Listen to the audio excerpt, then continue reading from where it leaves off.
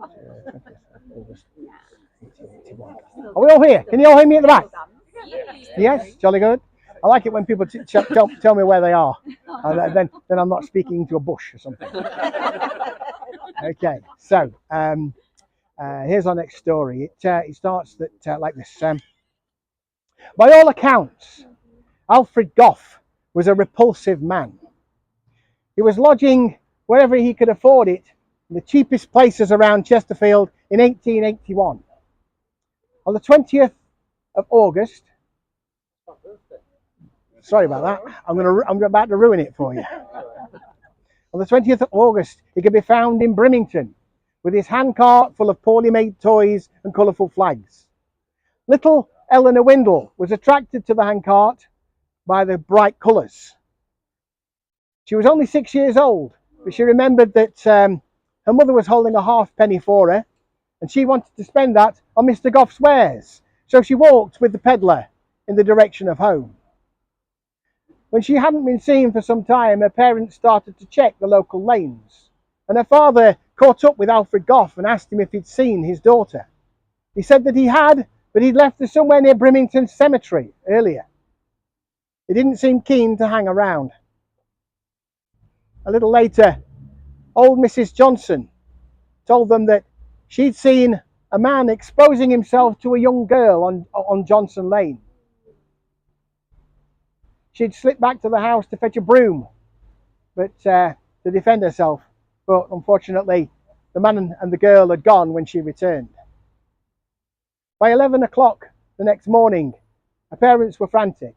But at that time, a man called Charles Brown, a toll gatekeeper, decided to check a semi-private lane that led down to Barrow Hill. At the side of the path, he found some fresh track marks next to a fence. He climbed the fence to check the trees beyond. Following a trail of discarded items, he found the body of the poor 6-year-old girl, grey and lifeless. Unfortunately, I have to tell you that it appeared she'd been interfered with. The news came as a terrible shock to the family, but Superintendent Carline was determined to get his man and quickly identified Gough as a prime suspect. The search for him did not take long. He was exactly where he was supposed to be. He was sitting at a table with a drink in front of him at the Book Public House, Einstein's, that we're going to next. He professed his innocence as he was handcuffed and led away, but did not put up a fight.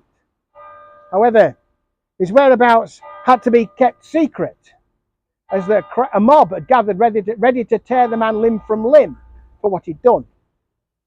His trial had to take place outside of Derbyshire because of the serious nature of the crime, and they took him to Leicester High Court.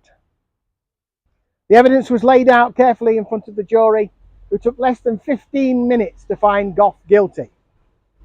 The judge seemed to delight in giving the man his sentence: death by hanging. Gough himself received this verdict with some indifference. He'd shown no emotion through the whole thing.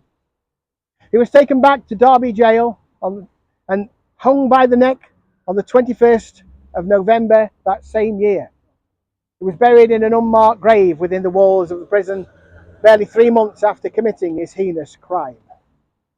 Now, that's a horrible story, I realise, but can I say, murder's a horrible thing. Our next stop is Einstein's. I think